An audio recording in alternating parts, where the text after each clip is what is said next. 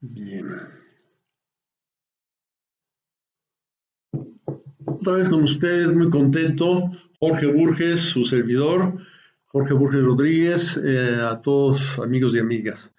Miren, traía otro plan. Hasta hace un ratito yo pensé que la conmemoración del grito de independencia se había movido del 16 de septiembre al 15 de septiembre por capricho de Porfirio Díaz, y no, fue anterior a él que se determinó que el grito se celebrara a las 11 de la noche del día 15. Entonces, bueno, pero he pensado mucho, es un personaje importantísimo, Porfirio Díaz en la historia de México, y que no lo estamos aquilatando adecuadamente. Yo espero que un año de estos ya nos quitemos tarugadas y traigamos los restos del general Porfirio Díaz a México de nuevo. Bueno, nunca estuvieron en México, están en París. Traerlo, porque es un héroe nacional, luchó contra el enemigo extranjero y luchó muy bien además. Bien, bueno, estamos Porfirio Díaz Mori, un gran personaje. Él fue oaxaqueño, fue militar, talentosísimo, brillante, capaz de improvisar, evaluaba muy bien el terreno, las fuerzas, todo eso. Pero además él era abogado. Él era abogado, hizo todos los estudios de abogado, y pero luego se fue de militar y ya siendo general de división, pues ya no iba a regresar a- a ser pasante de abogado, ¿verdad? Pues claro que no. El, el, eh, él, la carrera de abogado le dio un idioma más, hasta ese momento él hablaba tres idiomas: español, zapoteco este, y latín, por su estancia en el seminario, y los estudios de abogado le dieron el francés, ya tenía cuatro idiomas, ¿verdad? Luego cuando se casó con Carmelita Romero Rubio, ya había estudiado en Estados Unidos, le enseñó el inglés, ¿verdad? Un hombre de cinco idiomas, hombre muy culto, mucho, muy culto. En general los abogados son muy cultos, y combinaba entonces las ideas, esa formación de abogado, con la capacidad de acción de un militar, ¿verdad? Entonces tenía esa personalidad así de rica, ¿verdad? Entonces yo digo, hay que evaluar este personaje porque es algo fuera de lo común. Pueden ustedes escucharlo, sobrevivió por ahí algún audio. Tomás Alva Edison le manda un cilindro con un saludo de Alva Edison al presidente de México, que había conocido en algún momento, y Porfirio Díaz le contesta en otro cilindro de audio, ¿verdad? Que así se... Bueno, uno escucha la voz del cuate y dice que qué voz de mando tenía este canijo, ¿no? Mis respetos, ¿no? Bueno, pero es un tipo con esas capacidades, un hombre con grandes capacidades, esas que les digo, combinar derecho con la capacidad militar, no es cualquier cosa, ¿verdad? Bien, es hombre de su siglo. Cuando cambió el siglo, él empezó a fallar en las cosas, ¿verdad? Pero en su siglo, en la historia de México, hay tres controversias muy importantes. Tres controversias muy importantes: la de federalismo o centralismo, esa es una. Que eh, ahorita hablaremos de esa, ¿eh? Antes quiero hablar de otras dos. Federalismo contra centralismo. eh, a la hora eso fue poquito después de la independencia, a la hora de eh, legislar sobre la propiedad de la tierra, surgen dos tendencias: la de muchos liberales que decían, bueno, necesitamos que haya grandes propiedades de tierra para que produzcan cosas de exportación y la riqueza que se genere se derrame hacia la gente pobre. Dogma del liberalismo económico. El capitalismo dice que eso va a suceder. ¿Verdad? Y bueno, la, la, evidencia histórica no va por ese lado. ¿Verdad? Entonces, pero eso era un dogma que estaba intocado en su tiempo, ¿verdad? No estaba virgen, no había, no había sido cuestionado por la misma historia. Entonces, pues ahí estaba, ¿verdad? Y todos los liberales lo creían, o estaban pendientes a creerlo. Excluyo a Ponciano Arriaga, que se opuso a eso, y él hablaba en favor de la pequeña propiedad agrícola, fomentar que la legislación agraria fomentara la pequeña propiedad agrícola, no la grande. ¿No? Ganó la que fomentó la hacienda. Eso enriqueció a mucha gente, pero pauperizó a muchas más. ¿Verdad? Y la riqueza no se derramó en la gente pobre. Otro dogma que falló parcialmente, porque había muchos factores técnicos que todavía no estaban definidos, era la controversia ferrocarrilera sobre intervenir financieramente el Estado para fomentar las líneas que ya tuvieran una razón de ser y que la gente que las iba a aprovechar completara el financiamiento y contratar a gente que hiciera el ferrocarril. Este tipo de cosas, por ejemplo, el ferrocarril San Rafael Atlisco, todavía hay una calle que se llama así, ¿verdad? Pues era de San Rafael Atlisco, no pasaba por el DF ni nada, ¿no? Eso se entiende.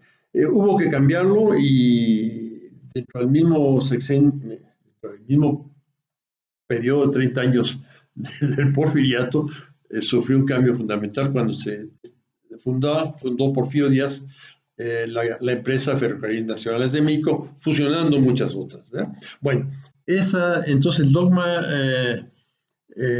la controversia sobre la propiedad agrícola se decidió por el lado de la gran propiedad y la controversia de los ferrocarriles por las grandes líneas troncales que luego pues iban a ser alimentadas, iban a generar las otras, ¿verdad? O sea, la arteria iba a generar a los vasos, a los vasos sanguíneos, aquellos vasos. Las grandes arterias iban a generar los dogmas de aquellos tiempos y bueno, todo el mundo estaba en ellos. La otra fue el federalismo contra centralismo, ¿verdad? Era Miguel Ramos Arizpe, defendiendo el federalismo y Fray Servando Teresa de Mier defendiendo no exactamente centralismo. Él tenía una fórmula mucho más compleja. Parece ser con mucha más estratificación de atribuciones y mecanismos muy inteligentemente planeados. ¿verdad? Era Ramos Arizpe era de Saltillo y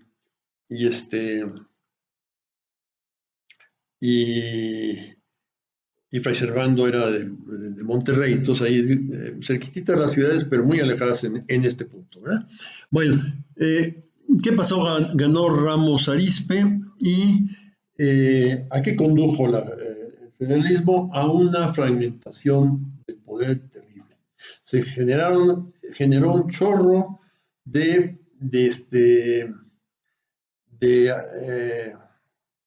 cacicazgos. Los grandes cacicazgos que se generaron ahí, además de las grandes haciendas, esas grandes haciendas apoyaban al gran cacique del Estado, ¿verdad? Entonces, bueno, el Estado central no tenía capacidad de hacer políticas de gran calado porque esta fragmentación era muy nociva, ¿verdad? Todos los estados así tenían atribuciones en cuanto a defensa, política exterior y otras más. Entonces, esto es educación y, en fin, todo esto lo tenían los caciques estatales y esto pues iba para atrás. Porfirio Díaz establece una política a la vez de fuerza, era militar, y de astucia, sabía de los vericuetos legales, dónde irles tapando esto, ¿verdad?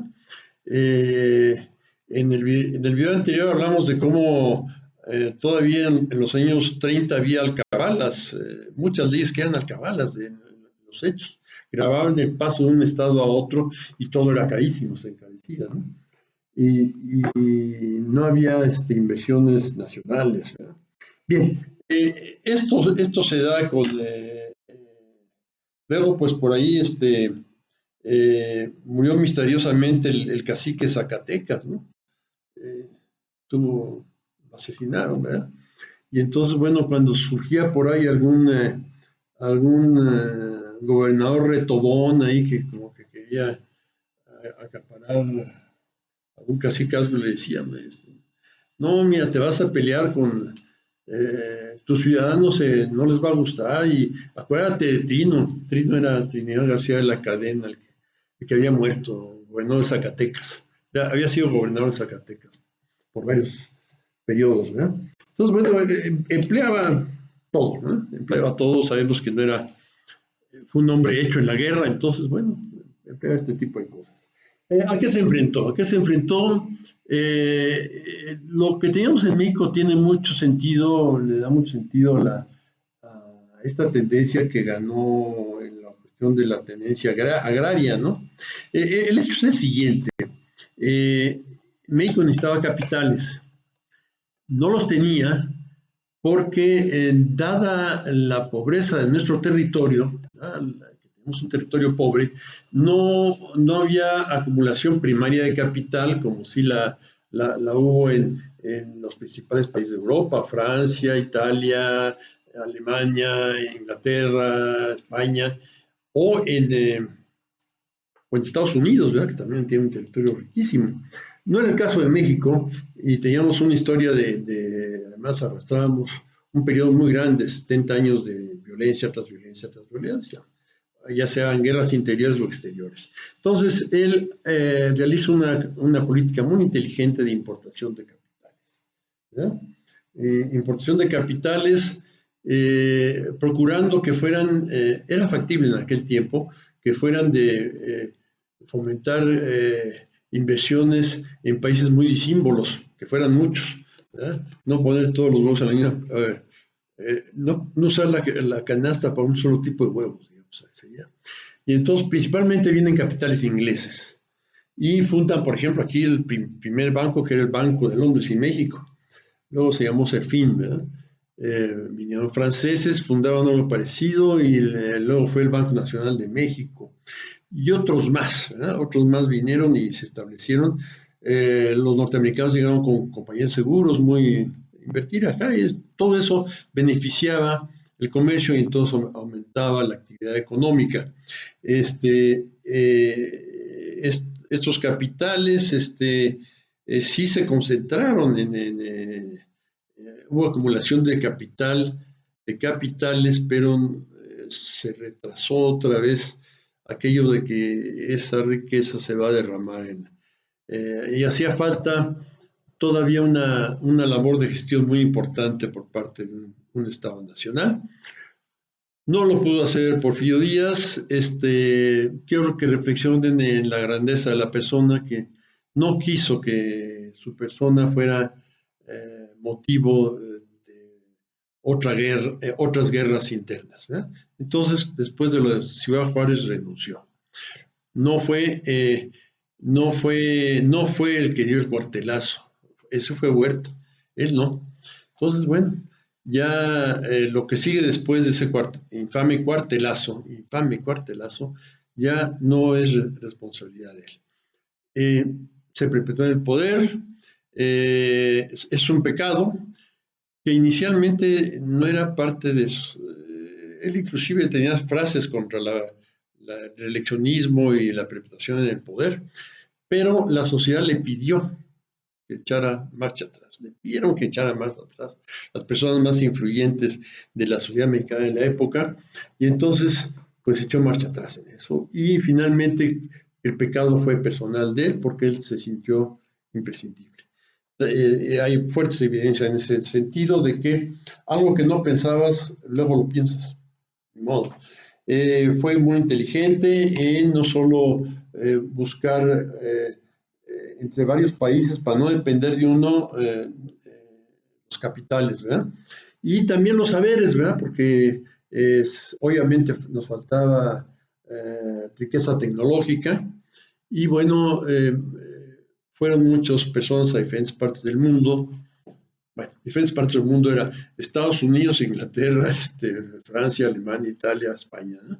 A estudiar cosas allá. Y sobre todo los militares, eso dio origen a una frases muy simpáticas, pero eso lo dejamos para otra ocasión. Por lo pronto, reflexionar en este personaje que hoy cumpliría un titipuchal de años, ¿verdad?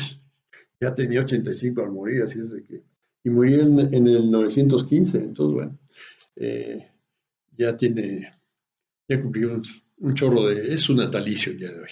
Y creo que conviene reflexionar para ver si se le quita esa estúpida prohibición a sus familiares de traer sus restos con honores de héroe nacional, ¿no? Que lo fue. Muchas gracias.